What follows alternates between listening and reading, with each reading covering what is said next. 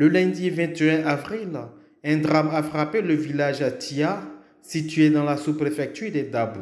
12 enfants âgés de 5 à 13 ans ont péri dans le chavirement d'une pirogue alors qu'ils revenaient d'une sortie religieuse organisée par leur église. Ayant appris la nouvelle, le président Laurent Gbagbo a dépêché une délégation à Tia le mercredi 23 avril pour apporter sa compassion et celle de son parti à tout le village et aux familles éplorées.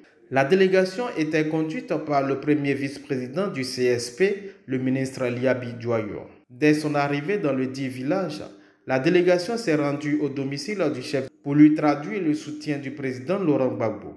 Puis, a rejoint la place publique où elle était attendue. Sur place, le chef de la délégation a délivré le message du président du PPAC. Laurent Gbagbo, de là où il est, suit minute après minute tout ce qui se passe ici. Il a été, comme toute la Côte d'Ivoire, vraiment bouleversé par ce que nous avons entendu le lundi de Pâques, au moment où dans le pays baoulé, partout en Côte d'Ivoire, les gens étaient en train de festoyer. Il a été bouleversé. Et c'est pour cela qu'il a tenu à ce que nous soyons là. Nous sommes venus vous saluer, vous dire Yako à toutes les familles qui ont connu cette tragédie-là. Laurent Gbagbo est d'autant plus bouleversé qu'il n'y a pas, c'est un peu plus d'une semaine, il était ici à Dabo.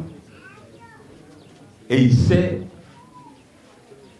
l'accueil que vous lui avez réservé. Ce n'est pas parce qu'il ne doutait de cela. S'il a choisi Dabo pour venir en cette année électorale faire sa fête de renaissance, il sait pourquoi. C'est ici, dans les Palmeraies ici, que son premier congrès de son parti, qu'on appelait avant le FPI, s'est tenu. Si tu sais que tu vas à un endroit où tu as des amis, c'est là que tu vas. Surtout avant, en cette période-là, s'il a choisi Dabo pour venir faire sa fête, c'est parce qu'il sait qu'il ne peut trouver que des amis. Et quand des amis et des parents connaissent un drame aussi grand, c'est de sa responsabilité de venir à côté de vous. C'est pour cela que la délégation qu'on vient de vous présenter ici a été constituée. Nous sommes venus vous dire Yako. Mais ce qui s'est passé là, si tu n'es pas chrétien, tu ne peux pas comprendre. Tu peux te dire, mais comment se fait-il qu'on est chrétien et des chrétiens se lèvent pour aller faire la fête le jour de la résurrection du Christ et que c'est là qu'ils partent? Tu ne peux pas comprendre. Donc nous sommes venus pour vous saluer, vous dire que nous sommes avec vous, que nous sommes à vos côtés, que dans cette épreuve-là, vous n'êtes pas seuls. Si vous savez que ce que vous avez sur la tête, il y a plusieurs personnes qui portent là, le fardeau là devient léger. Nous souhaitons que ce soit de cette façon-là. En tout cas, Gbagbo, en nous demandant de venir ici, il ne nous a pas dit autre chose que de venir vous dire Yako. Que le Seigneur, dans sa bonté infinie, accueille nos enfants. Que de là où ils sont, qu'ils continuent de veiller sur ce village, sur leurs parents. Parce qu'aujourd'hui, ils ne sont plus enfants, ils sont à côté du Seigneur. Que de là où ils sont, qu'ils continuent. Que nous continuions de prier pour eux, pour que le Seigneur puisse les accueillir.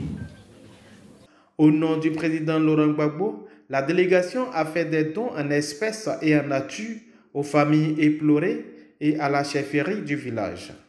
Après la place publique, le ministre Liabi Dioyo et ses camarades ont rendu visite aux responsables de l'église méthodiste qui ont organisé la sortie.